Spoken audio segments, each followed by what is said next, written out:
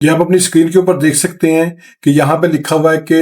ये एक व्हीकल का स्टेटस है, suspended in the light of letter, आगे लेटर का रेफरेंस है, इशूड बाय, आगे मिस्टर, आगे जो है वो डिप्टी कमिश्नर इनलैंड रेवेन्यू का जिक्र है, जो कि एफबीआर का जो है वो ऑफिसर है। उन्होंने जो है वो इस गाड़ी का जो है वो स्टेटस जो है वो सस्पेंड कर दिया है। अब ये जो स्टेटस सस्पेंड किया गया है ये किस कानून के तहत किया गया है? ये गाड़ी ना ट्रांसफर हो सकती है, ना कोई किसी के साथ सौदा कर सकता है, और इसका टाइटल जो है वो सस्पेंड कर दिया गया है। यानी कि ये गाड़ी एक तरह से ब्लॉक कर दी गई है। ये गाड़ी जहां पे भी मिलेगी, इसको ट्रैफिक पुलिस वाले रोक लें, इसको नॉर्मल पुलिस वाले रोक लें, वो इस गाड़ी का जब स्टेटस चेक करेंगे, इसका इंजन नंबर, चेसिस नंबर या कोई भी जो है वो इसका जो है रजिस्ट्रेशन नंबर एंटर करेंगे तो वो फौरी तौर पे इस गाड़ी को कब्जे में ले लेंगे। अब ऐसा क्या हुआ है कि इस गाड़ी का जो स्टेटस है वो ब्लॉक कर दिया गया, वो मैं आगे चल के आपको बताऊंगा, क्योंकि ये इतनी बड़ी गलती है जो अक्सर हमारे यहाँ पे की जा रही है एफबीआर से बचने के लिए, टैक्स देने से बचने के लिए, कि अगर हम इस तरह कर लेंगे, एफबीआर को क्या पता, एफबीआर की जाने भला, एफबीआर को अब सब कुछ पता है। वो किस वजह से पता है वो मैं पीछे वीडियोस बना चुका हूँ।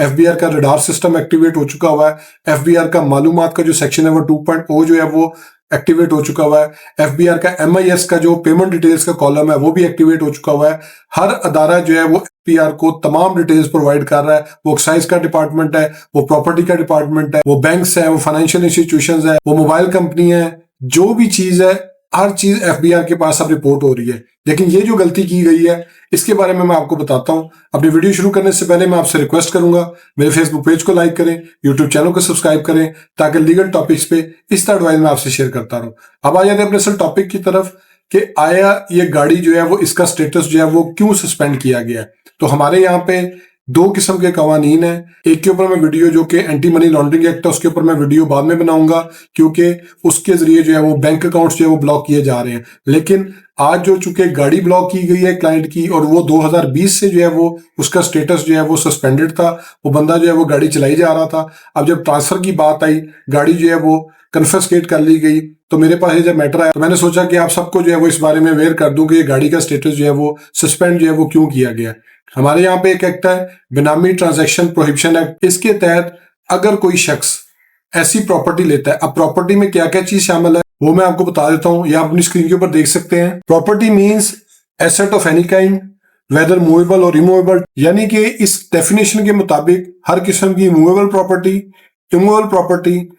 इसके अंदर आती है, यानी गाड़ी, प्लाट, मकान, दुकान, ज्वेलरी, हर चीज जो है वो इस डेफिनेशन के मुताबिक आती है। और उसमें आगे उसने जो सबसे डेंजरस चीज लिखी है कि अगर कोई ऐसी चीज है जिसको आप किसी और फॉर्म में कन्वर्ट कर सकते हैं, यानी आपको पता लगा जी, एफबीआर वालों को पता लगा आपके पास गोल्ड पड़ा हुआ था, आपने जाके फटाफट बेच दिया, एफबीआर को ट्रांजैक्शन ट्रेस हो चुकी है, जितनी मालियत का गोल्ड बनेगा एफबीआर ने कहना जी आप पैसे जो है ना वो आराम से जो है वो हुकूमत के खजाने में जमा करवा दें, नहीं तो आपको जो है वो पेनल्टी तो साथ इम्पोज होगी, आप जेल भी जाएंगे। तो इस एक्ट के तहत जो है सबसे डेंजरस चीज ये है कि प्रॉपर्टी की डेफिनेशन बहुत ज्यादा बड़ी कर दी गई है। अब इसमें जो है वो गाड़ियां को ब्लॉक हो रही है, वो भी मैं आपको बताऊं। इसका सेक्शन है, सेक्शन सब 8 जो है वो इसकी डेफिनेशन में, उसमें उसने कहा है कोई भी ऐसी प्रॉपर्टी किसी ऐसे शख्स को ट्रांसफर की जा रही है जिसके पैसे कोई और शख्स दे रहा है लेकिन मलकियत किसी और के नाम पे है। यानी कि अगर कोई शख्स अपनी बीवी के नाम पे प्रॉपर्टी ले रहा है या गाड़ी ले रहा है, वो अपने बच्चों के नाम पे कोई प्रॉपर्टी ले रहा है या गाड़ी ले रहा है, जिसका बज़ाहिर एफबीआर के पास रिकॉर्ड मौजूद है कि ये शख्स जो है वो इस गाड़ी को नहीं ले सकता, या उसके बारे में कोई इन्फॉर्मेशन ही एफबीआर के पास ऐसी नहीं है कि इसने जो है ये प्रॉपर्टी कहां से ली है, क्योंकि उसकी कोई इनकम डिक्लेयर नहीं है, उसने कोई टैक्स पे नहीं किया वो साल में, तो उस सूरत में एफबीआर जो है वो उस व्हीकल का स्टेटस जो है उसने सस्पेंड किया है। क्योंकि ये गाड़ी जो है जिस शख्स के नाम पे थी वो शख्स जो है वो एलिजिबल नहीं था, वो एफबीआर में रजिस्टर्ड नहीं था, उसके बावजूद उसने जो है वो इस गाड़ी को अपने नाम पर ट्रांसफर करवाया, और जब ट्रांसफर करवा लिया उसको चलाता आ रहा है, एफबीआर वाले की नोटिस उसको भेजते रहे हैं, क्योंकि इस लॉ के तहत शो काज नोटिस देना जो है वो जरूरी है, और जब शो काज का जवाब नहीं आता तो उसके बाद एफबीआर ऑफिशियल जो है वो इस गाड़ी का स्टेटस उन्होंने ब्लॉक कर दिया। और इसी तरह वो किसी भी जगह का स्टेटस जो है वो ब्लॉक कर सकते हैं, वो गाड़ी के जो है वो साथ साथ प्रॉपर्टी को भी ब्लॉक कर सकते हैं, वो बैंक अकाउंट को भी ब्लॉक कर सकते हैं, क्योंकि उनके नजदीक जो प्रॉपर्टी की डेफिनेशन इस लॉ में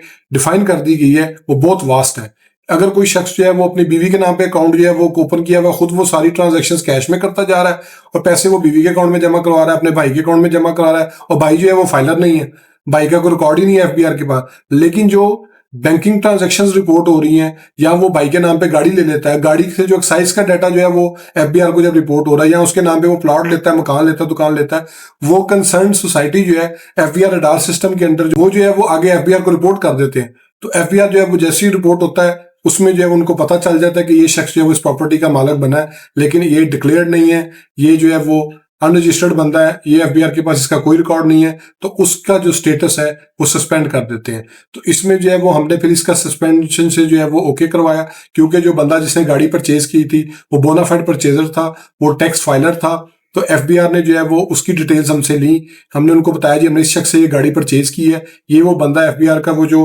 बेनामी का जो पूरा एक यूनिट है, उन्होंने जो है वो कमिश्नर साहब ने उसको चेक किया डॉक्यूमेंट्स को, उन्होंने देखा कि ये वही बंदा है जिसके बारे में हम देख रहे हैं और वही बंदा है जिसकी वो गाड़ी आगे ट्रांसफर कर रहा है। तो उन्होंने हमारी गाड़ी का स्टेटस जो है वो ओके कर दिया और उसके बाद जो है वो उस शख्स के आईडी कार्ड को ब्लॉक करने के लिए जो है वो उन्होंने आगे फर्दर कार्रवाई शुरू कर दी, क्योंकि वो शख्स जो है वो उनके काबू नहीं आ रहा था, लेकिन अब वो मुझे उम्मीद है कि वो किसी भी हवाले से जो है वो काबू आ जाएगा। उसकी वजह यह है क्योंकि ये जो लॉ है ये बहुत ज्यादा स्ट्रिक्ट है और इसमें आपको किसी भी तरह से इजाजत नहीं है कि आप जो है वो किसी और के नाम पे प्रॉपर्टी लें। पैसे आप दे रहे हैं, प्रॉपर्टी आप किसी और के नाम पे ले रहे हैं। अगर आपने लेनी है प्रॉपर्टी आप लें, उसको भी फाइलर करें, खुद तो आप फाइलर हो, उसके बाद ये ट्रांजैक्शन को प्रॉपर तरीके से डिक्लेयर करें कि मैंने गिफ्ट दिया, मैंने जो है ये अदर्स नेम में जो है वो एसेट लिया, इसका असल मालिक मैं हूँ, ये मेरा सोर्स है, ये मेरी इनकम है और मैंने जो है वो इसके लिए जो है वो पेमेंट की है और ये जो है मेरे एसेट्स जो है वो डिक्लेयर्ड है। उसके बाद किसी किस्म का कोई प्रॉब्लम जो है ना वो फेस करना नहीं पड़ेगी, क्योंकि जब ये सारी चीजें डॉक्यूमेंटेड हो जाएंगी, डिक्लेयर्ड हो जाएंगी, जिस तरह हमारे पास मनी ट्रेल मौजूद थी कि हमने ये गाड़ी की पेमेंट की है, बैंक टू बैंक पेमेंट की गई है, गाड़ी की फाइल परचेज की गई, गाड़ी के ओरिजिनल डॉक्यूमेंट्स हमारे पास थे, हमारा स्टेटस इनकम सब कुछ डिक्लेयर था, तो उन्होंने उसको विद इन 3 वर्किंग डेज जो है वो स्टेटस को क्लियर कर दिया।